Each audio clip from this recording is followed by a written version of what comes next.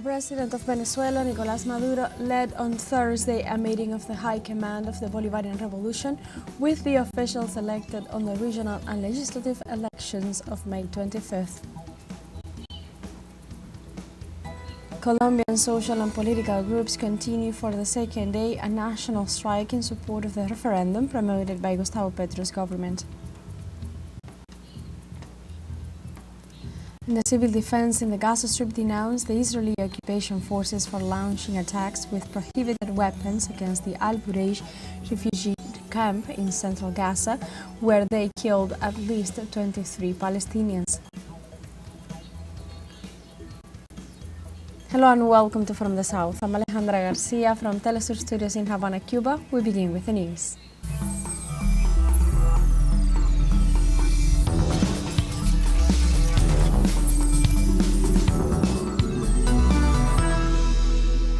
The president of Venezuela, Nicolás Maduro, led on Thursday a meeting of the High Command of the Bolivarian Revolution with the officials elected on the regional and legislative elections of May 25th, with the presence of Vice President Delcy Rodriguez, as well as ministers and other high-ranking officials. The meeting highlighted the work of the elected officials in their territories. For this, the Venezuelan president congratulated the governors for their victory and assured the entirety of the government cabinet is at their service to ensure the needs of their communities are met.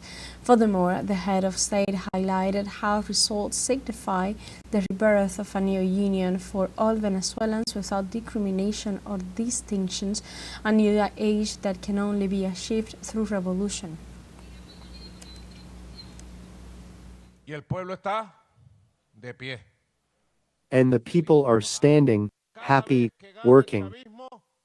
Every time Chavismo wins, there is happiness, peace and tranquility in Venezuela.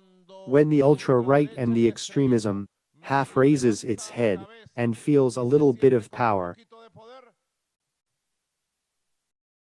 they think this is the moment to play a joke on the country. But no, those times are behind us. Here, what is coming is times of stability, harmony, happiness, hard work, and many actual results for the country's prosperity. President Nicolás Maduro stressed that despite the difficulties and destabilization attempts promoted by the Venezuelan extreme right wing, the revolution has been able to maintain itself and work for the development and progress of the country. It's not about a victory. No, it is about a road that we are building, that we are working on jointly, a road that has ups and downs.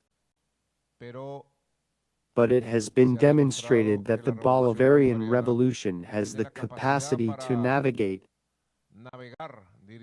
as the admirals here present would say. Colombian social and political groups continue for the second day a national strike in support of the referendum promoted by Gustavo Petro's government.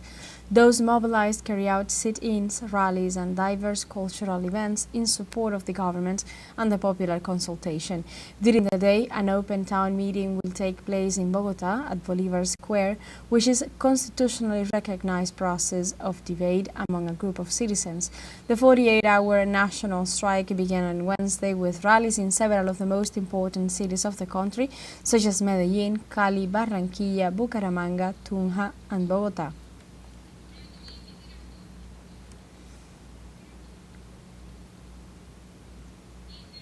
In this context, the 48-hour national strike aims to support the social reforms promoted by the government of Gustavo Petro. The strike action demands the approval of the popular consultation and denounces the actions of the oligarchic right wing that seek to stop political and social changes. According to the United Workers Central, next June 11th, there will be another national strike accompanied by 4 big caravans to Cali, Medellín, Barranquilla, and Bogota.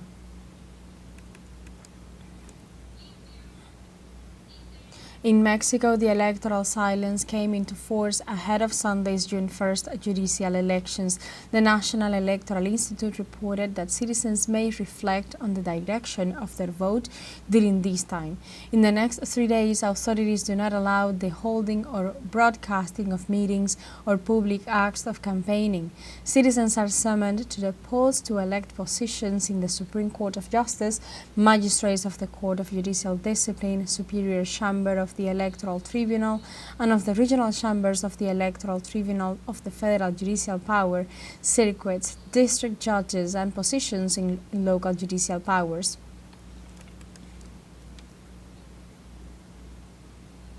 The government of Bolivia approved by decree a corn and rice production program for food sustainability for the next 5 years.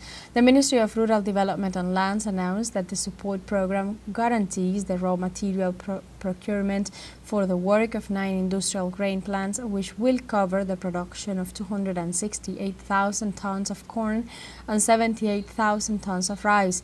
According to data from the institution, so far in 2025, corn production has increased by 22%, while rice production has increased by 38%.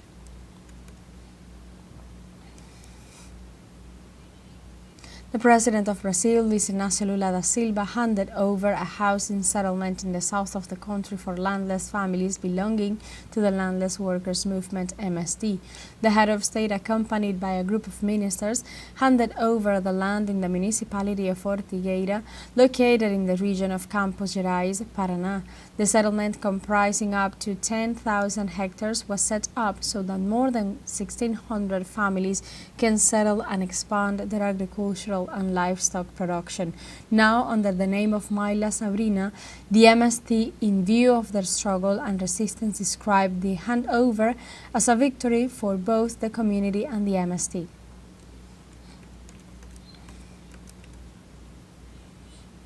In Peru, the health ministry reported Wednesday that pertussis cases soared in the country in 2025. Authorities registered 12 deaths and 650 infections in what is considered the worst pertussis outbreak in the nation's history. Regions with confirmed cases are Loreto, Lima, Cajamarca, Cusco, Arequipa, Callao, and Tacna. In the Loreto region, 9 people have died, mainly in the Datem del Marañón, one in metropolitan Lima and 2 in Lambayeque. So far, most of the deaths have occurred in children aged from 0 to 4 years old. The deceased children did not have the complete vaccination scheme.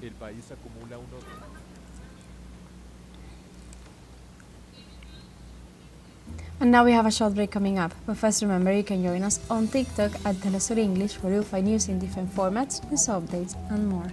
We'll be right back, stay with us.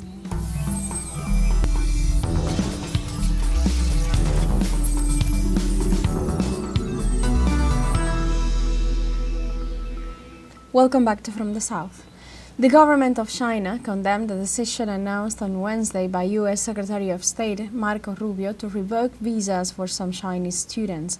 The far-right politician claimed that these are Chinese students linked to the Communist Party or with studies in sensitive areas. The action adds to many others that have raised uncertainty among over 1 million foreign students. The U.S. Secretary of State also instructed all U.S. embassies to immediately suspend all student visas applications. In this regard, Foreign Ministry spokeswoman Mao Ning said the action disrupts normal people-to-people exchanges between the two countries.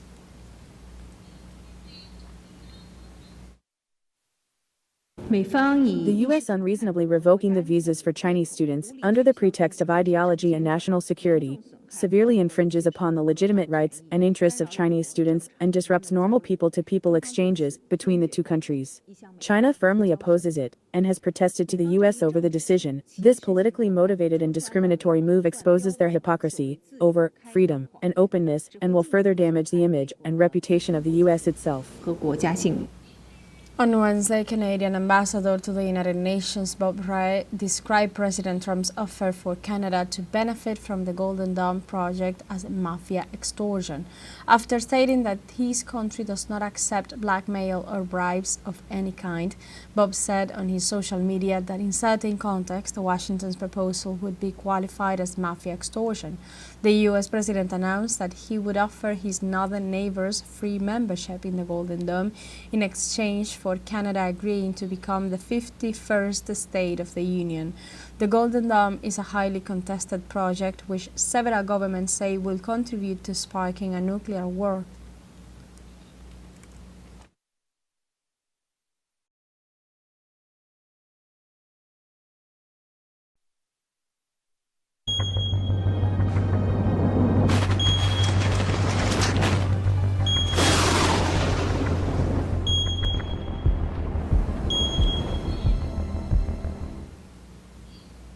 On Wednesday, the collapse of the Berg Glacier partially destroyed the alpine village of Bladen in Switzerland's southern Wallis region. The collapse sent tons of rock and ice down the mountain slope and into the valley below, largely destroying the small town which had been home to 300 people and was evacuated last week due to the impending danger. In the aftermath, Swiss authorities were monitoring for possible flood risk in a southern valley and declared a local state of emergency after the glacier debris blocked the River Lonza. In this context, no injured were reported, but search operations have been suspended for a person believed in the affected zone at the time. Swiss glaciers have been severely impacted by climate change, losing in total about 10% of their volume.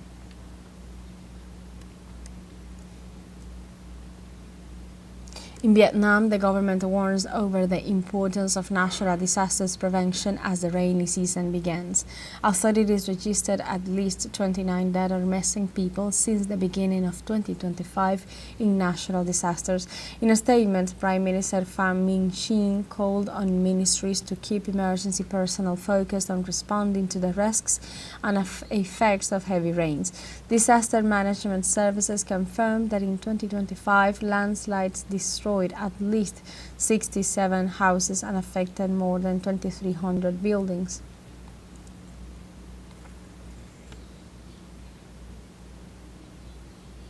We have a second show break coming up, but before we invite you to visit our Facebook page at teleSUR English. There you'll be able to watch our top stories, special live coverage and much more. Follow our page and activate the notification button to stay up to date on the world's most recent events. Final show break. We'll be right back.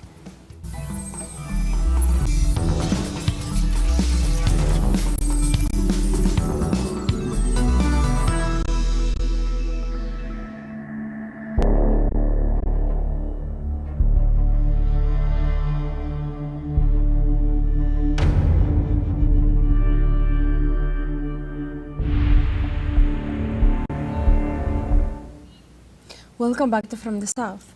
The civil defense in the Gaza Strip denounced the Israeli occupation forces for launching attacks with prohibited weapons against the Al Bureij refugee camp in central Gaza, where they killed at least 23 Palestinians. The spokesman for civil defense in the Gaza Strip, Mahmoud Basal, also stated that during the Israeli attack, some Palestinians were injured.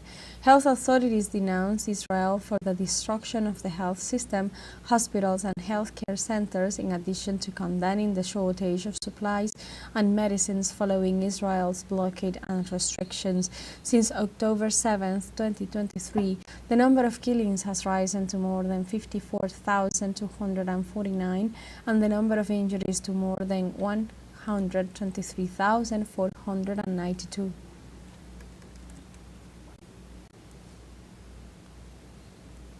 Since October 7, 2023, the Palestinian Health Authority reported that 22 of the 38 hospitals in the Gaza Strip had closed due to the Israeli aggression.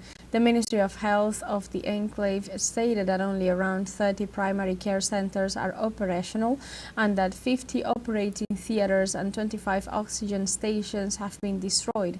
The institution specified that functioning centers lack 47% of medicines and 65% of medical supplies. It also denounced the collapse of the health system due to a lack of fuel, anesthetics, sterilization equipment, and surgical tools.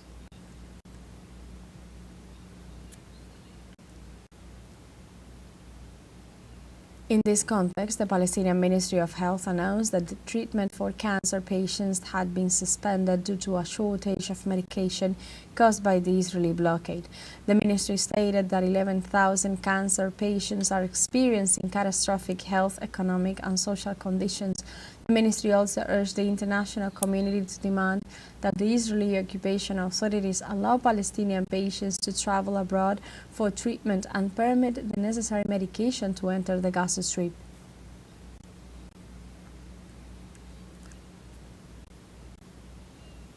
In Palestine, citizens reaffirmed their opposition to U.S. presence in Gaza aid centers, stressing that Washington seeks to impose control mechanisms on their military custody. Palestinians underlined that Israel is trying to forcibly displace them from the north to the south. They also expressed their reluctance to travel to aid centers supported by the United States. In this regard, they emphasized that Israel seeks to exclude international organizations such as the United Nations Agency for Palestinian Refugees, and that such plans link humanitarian aid to military objectives in violation of the country's sovereign rights. Israeli occupation forces have arrested an estimated 17,000 Palestinians in the occupied West Bank since October 7, 2023. The Palestinian Prisoners Club reported that a total of 537 women and more than 1,360 minors are among the detainees. The organization pointed out that the arrest involved a high level of violations, including physical abuse, threats against the families, and vandalism. The Palestinian Prisoners Club also denounced the lack of hygiene and all kinds of torture inside Zionist prisons, where at least 70 Palestinian prisoners have been killed since the beginning of hostilities in Gaza.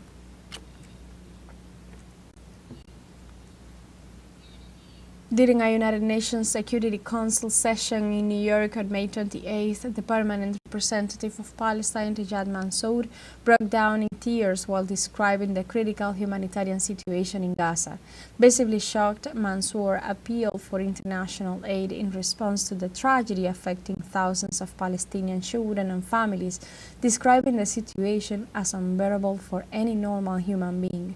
Gaza has been facing a devastating war with Israel for more than a year and a half, and the situation has worsened in recent weeks due to a blockade preventing the entry of food, aid, and medicine. According to the Gaza Health Ministry, more than 54,000 people have died. Mansour denounced that indescribable suffering of his people and criticized the world's inaction.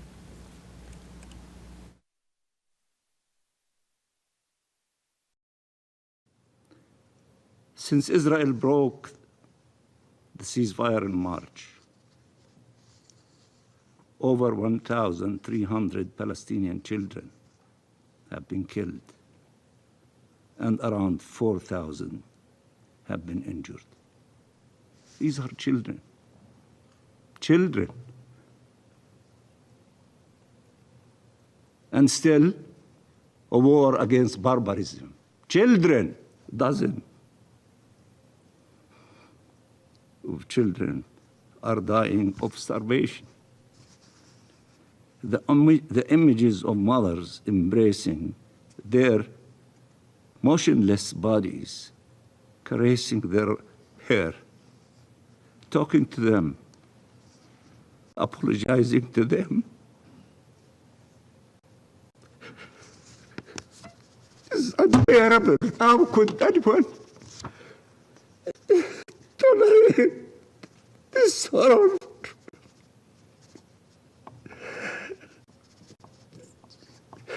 Excuse me, Mr. President.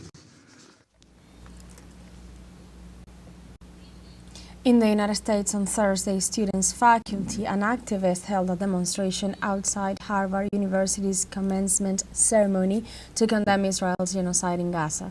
Demonstrators lined the sidewalk of Massachusetts Avenue in Boston, carrying flags and signs protesting U.S. support of Israel amid its genocidal campaign in Palestine. Organized by local branches of several larger pro-Palestine organizations, the mobilization also condemned Harvard's ties to the Zionist regime and called on the university to end its repression of pro-Palestine speech, arguing Harvard is being complicit in Israel's policy of extermination by repressing voices calling for an end to the genocide. And like this, we have come to the end of this news brief, but you can find these and many other stories on our website at telesurenglish.net, and join us on social media. We are on Facebook, X, Instagram, Telegram, and TikTok. For Telesur English, I'm Alejandra Garcia. Thank you for watching.